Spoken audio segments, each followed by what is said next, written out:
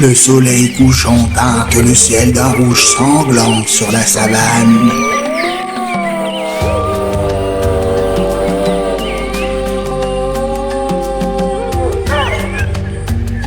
Qui est cet homme? Qui est cette femme? De silhouette à l'aube d'un lien éternel qui les liera jamais dans les fils invisibles du destin. Kashta, un valeureux guerrier, bondit de sa cachette, ses yeux brûlants d'une colère froide. Les cicatrices qui marquent sa peau racontent l'histoire de ses combats passés, mais rien ne l'a préparé à la douleur qui le traverse en reconnaissant ce cri.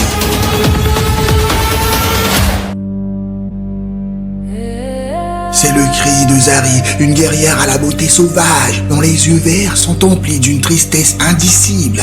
Kashta découvrit Zari à bout de force et meurtri à l'orée d'un village dévasté. Ses yeux emplis de larmes témoignaient du carnage.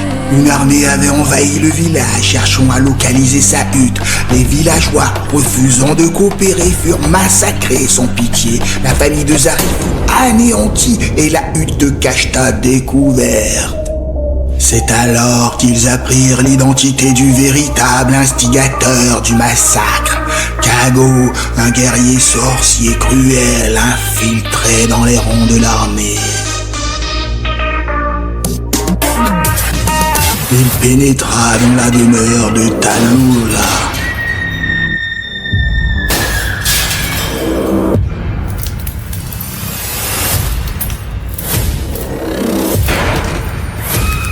L'amour de vie de Kashta.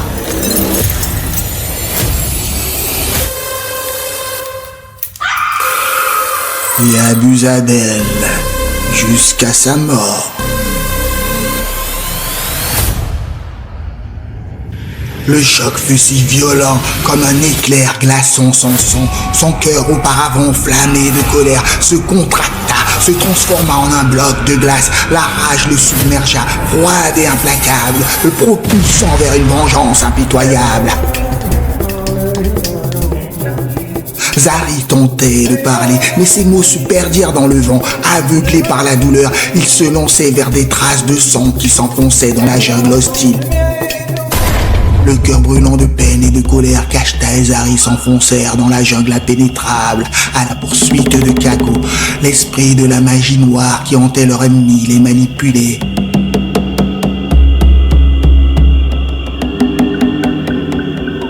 Une bête rampante, symbole de son mépris pour leur existence, les attendait, se nourrissant de poussière et du désespoir.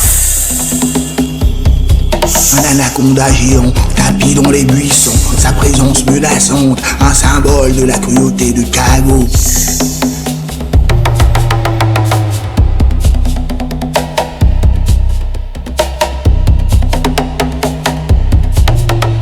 Soudain, Kashta, aveuglé par sa soif de justice, fut surpris par l'anaconda colossal.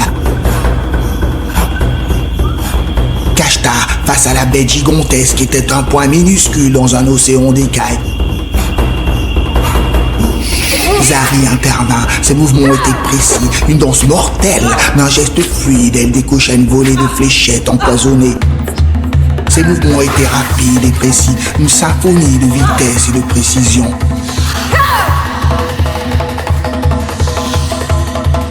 De la bataille, un jaguar immense tapis dans les buissons observait la scène. Ses yeux brillaient d'une étrange lumière. Examinant le combat, il prit le temps de scruter chaque être. Il décida d'intervenir, animé par ses propres motivations.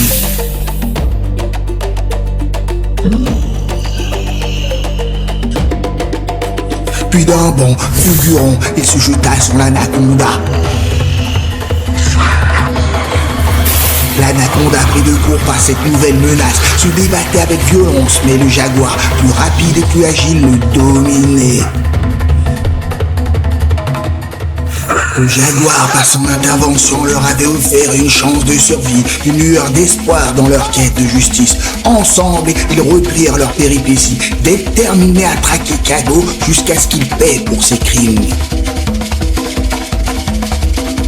Ils coururent tout au long du jour, Kashta, insensible au cri de Zari. Zari, fasciné par sa détermination, le talonnait, sa détermination aussi inébranlable que la sienne. Quand la jungle se drapa d'ombre, à la tombée du soleil, elle prit une décision audacieuse. Elle décocha une fléchette chargée d'un somnifère capable d'assommer 10 éléphants en furie. Le guerrier épuisé succomba enfin à la fatigue et s'endormit à côté de Zari, confiant la sagesse de la nuit qui les guiderait. Mais l'ennemi veille.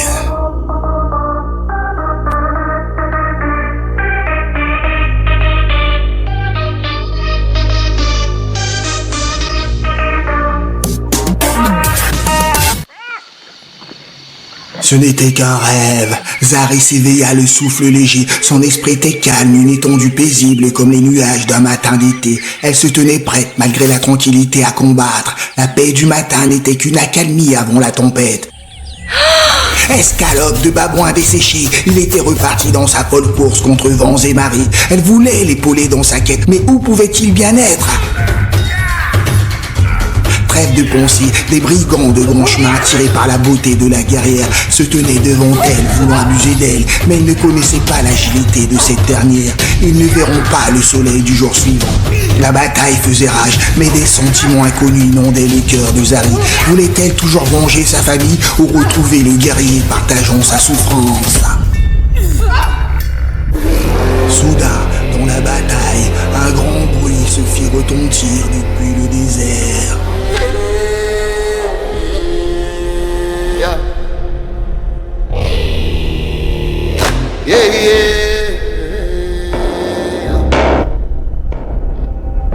Dans un paysage désertique et brûlant, Kashta est confronté à un titan, une créature monstrueuse qui n'était autre que Kago.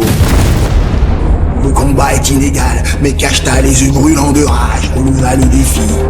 Après avoir vaincu ses ennemis, Zari à bout de course se retrouva à l'orée de la jungle, époustouflé par le spectacle inégal qui s'offrait à ses yeux. Le titan, une montagne de muscles et de fureur, semblait invincible. Il lançait des blocs de pierre énormes, des projections de rochers qui faisaient trembler la terre. Le cœur de Kashta battait à la mesure de sa colère, une force indomptable qui le poussait vers l'avant.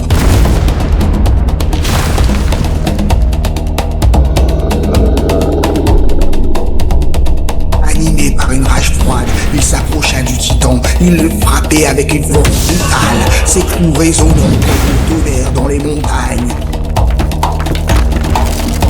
Zari, félin et mortel, bondissait entre les rochers, plantant ses poignards empoisonnés dans les fouets faibles du titan. Kashta, les poings serrés, se jetait sur les blocs de pierre, les réduisant en poussière. Chaque coup était une explosion de rage. Le titan furieux redoublait d'efforts, les blocs de pierre plus gros que des éléphants s'abattaient sur le désert. Le guerrier semblait à la hauteur de la bataille. La terre vibrait sous ses pieds, résonnant du fracas des roches. Alors que le combat faisait rage, Zari, montrant des signes de fatigue, aperçut une lumière à travers un bloc de pierre brisée. S'approchant, elle ramassait une épée qui, dès qu'elle la saisit, enveloppa son corps d'une douce aura. Désormais, le combat allait prendre une toute autre tournure. Comme tout géant, le titan semblait avoir main faible. Son talent. Observant la scène avec une froide lucidité, elle laissait cette confrontation brutale entre ces guerriers qui terrorisaient le désert se dérouler. Tandis qu'il continuait à bombarder Kashta sous une pluie de blocs de pierre, Zari se glissa habilement derrière lui et lui trancha les tendons. Un cri déchirant, un rugissement de douleur s'échappa des profondeurs du titan. C'était un hurlement qui résonnait avec l'écho des montagnes, un cri de terreur et de désespoir. Puis, avec un bruit de tonnerre sourd, il s'effondra. Son pouvoir le quittant, il reprit la forme d'un homme normal et s'échappa en se transformant en scorpion. La terre trembla encore une fois, mais cette fois c'était Kashta qui s'effondrait, piégé sous un bloc de pierre. La colère s'était transformée en un désespoir amer. Il se souvint de Zari et de ses qualités qu'il avait oubliées dans sa fureur aveugle. Il cria son nom qui résonna dans le silence du désert. Zari sentit des frissons la parcourir. Elle se jeta vers Kashta avec détermination et de son épée fondit la pierre, libérant le guerrier blessé.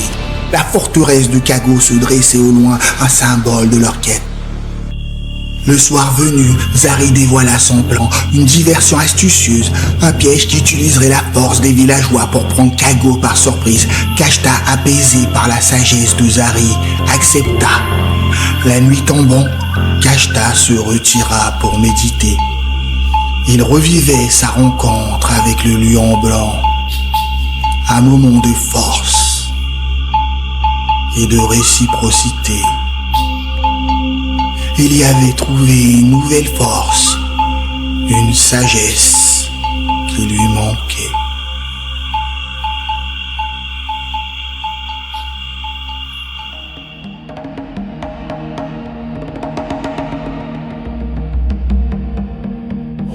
Au lever du jour, un visage doux se dessina sous ses paupières. Était-ce Talula? Non.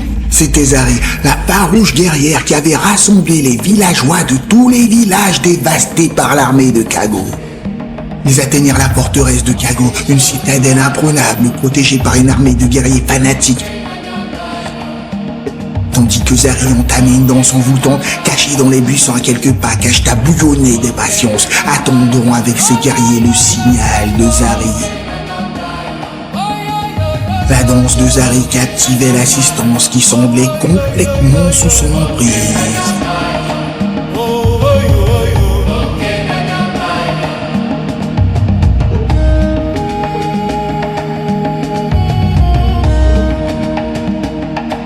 C'était le moment parfait. D'un geste précis, elle lança des dagues, donnant ainsi le signal tant attendu.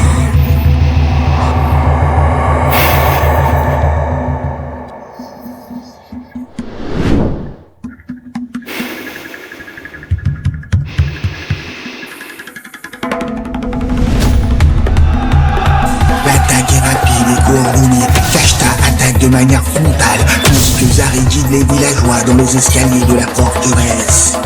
Chaque pièce tombait sous leur domination, la victoire semblant inévitable à leur passage. Mais depuis sa fenêtre, Ragua, la mère et sorcière de Kago, observait la chute de l'Empire avec une froide résolution. Elle ne permettra à personne de troubler le repos de son fils.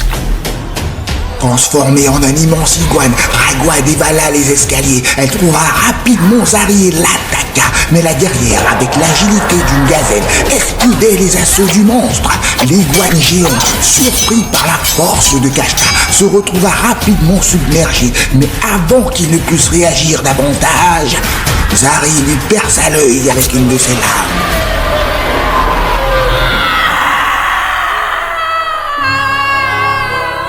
Sous le choc, Ragua changea de stratégie, décidant de les envoûter par la séduction.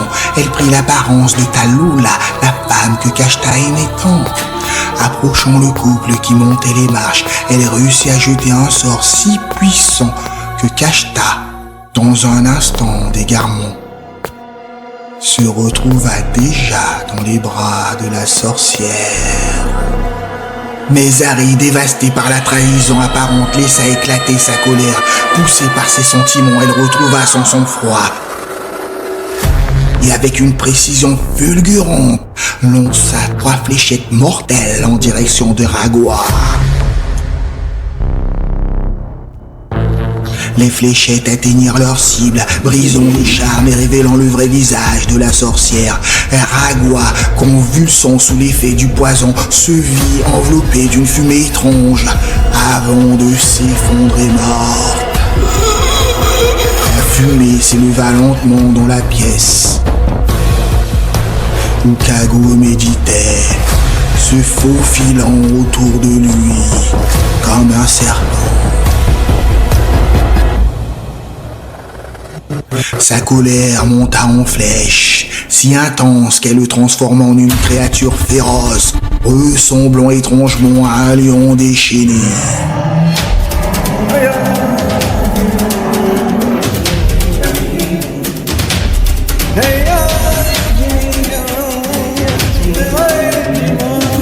Perdant tout contrôle, Kago ne distingua plus entre ses propres hommes et les villageois, dévorant sans discrimination tout ce qui se trouvait sur son chemin.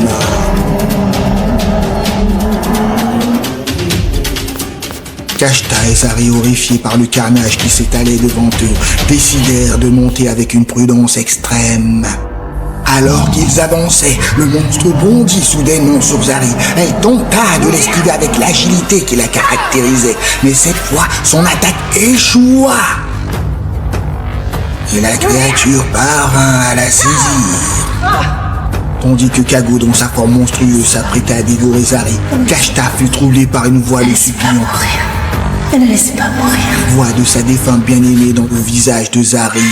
Ce moment de réminiscence réveilla quelque chose en Kashta. Une énergie nouvelle l'envahit, une force qui dépassait tout ce qu'il avait connu. En un éclair, il se retrouva face au monstre et sans hésitation se mit à lui frapper de toutes ses forces.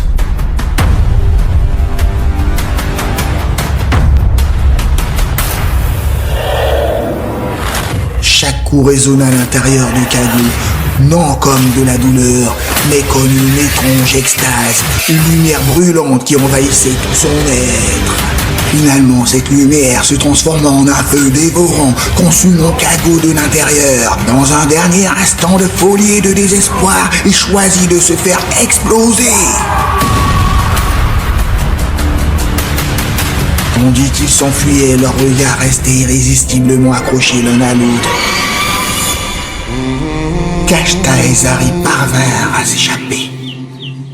Alors que la lumière du jour perçait, ils réalisèrent que désormais,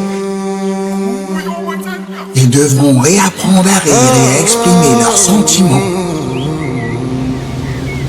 Autrement que par ces regards profonds qui en disaient si long.